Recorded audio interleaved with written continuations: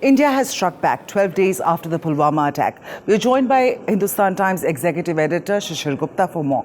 So, what can you tell us about the strikes that were carried out at 3:30 a.m. this morning? What we have right now from the government and from the intelligence is that our planes, most probably Mirage 2000s, the number is not known. They were used to carry a preemptive strike on a non-military target at Balakot in Khyber Pakhtunkhwa, which is in Pakistan, in Manshera district. And this preemptive strike was carried out early in the wee hours of the morning, and in which the entire Balakot camp, which was the biggest camp of Jaish-e-Mohammed, has been destroyed. Now, in this camp, it is estimated that about 200 to 300 people were there. My understanding is, and according to my intelligence sources, the camp has been obliterated.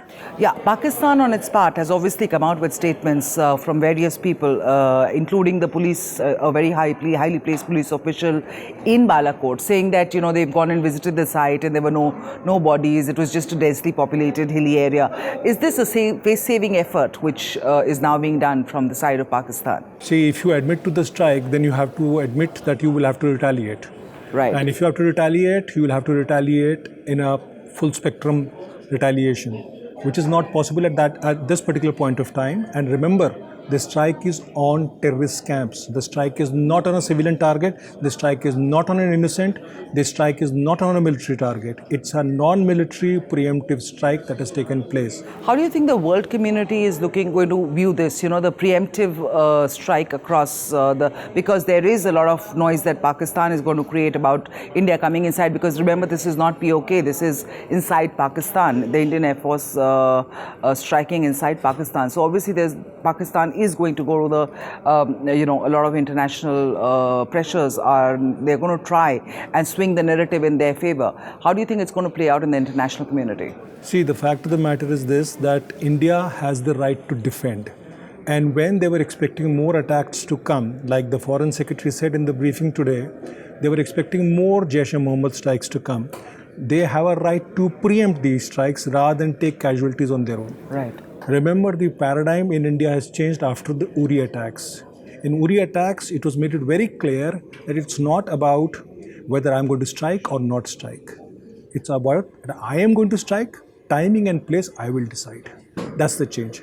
Now, obviously, Pakistan will try and play the victim card. Pakistan will play the card saying that, innocents have been killed. But the fact of the matter is, Pakistan is not admitting to a strike. So what will it complain about? Exactly. Every time something like this happens, and especially last time, as you saw after the surgical strikes too, the opposition has a tendency to create a lot of noise. And this time, of course, Rahul Gandhi was the first to tweet, I salute the Indian Air Force people. So do you think that this all-party meeting is an attempt to get everyone on board to say, okay, now we need to stand united at this hour? And how long will that opposition unity hold? The all-party meeting is to inform the opposition party as to what the government has done. Right. Second thing is, it will come out very clearly with the facts on the ground. And I'm sure they would have evidence which will subsequently come out. Now, the point in this is that the public mood in India was such after the Pulwama attack that it was very difficult for the government to remain quiet. And particularly when the Prime Minister was very clear and very open that they had committed a mistake and they had to pay for the mistake. Exactly. So, moving forward, of course, Pakistan is going to try and spin the narrative in its own favor, and which we just discussed how they're doing that already. But do you expect any retaliation from Pakistan? Retaliation for no strike. They said there is no strike. So where is the retaliation? No, but they did admit that the Indian Air Force aircrafts, they retaliate came inside. Where? We don't have terrorist camps in India. Right. Where do you retaliate? But they are talking about that we breached their airspace. We breached their airspace, they can go to UN for that.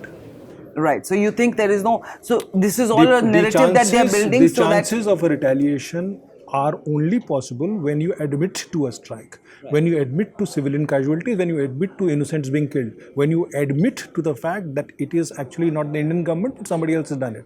Once you have said that there is nothing has happened, then what is the admission all about? Then what is the retaliation?